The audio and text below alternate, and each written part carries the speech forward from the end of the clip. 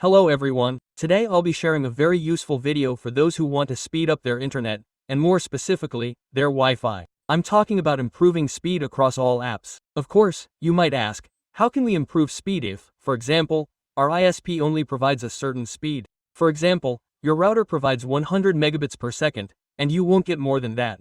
Yes, that's true. But the point is, if your router provides 100 megabits per second and you connect to it, then most likely all your apps and your smartphone aren't receiving that 100 megabits per second.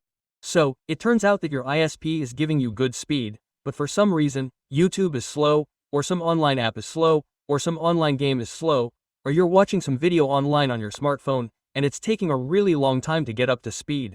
So, this is because the speed is low on your smartphone, and there are certain settings that it's advisable to change to maximize this speed and ensure your smartphone gets a very good, high speed without any slowdowns or lags. I'll tell you everything and show you now. Be sure to give the video a like, subscribe to the channel, and share with your friends. So, to do this, you need to go to the standard settings and find the section responsible for Wi-Fi. Click here.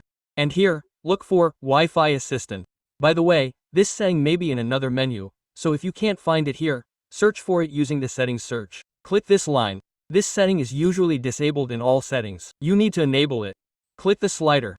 And look, there are two more modes here. The first mode is balanced, meaning equal bandwidth is allocated to all your apps. That is, regardless of whether you use them or not, the speed will be divided in half. So, for example, if you have 100 apps, 100 megabits per second are shared, and each one receives 5 megabits per second or 2 megabits per second, even though you're not using them. So, when you launch something, you won't get the maximum speed, of course, because it's distributed across the entire smartphone. You need to reconfigure it for a better connection.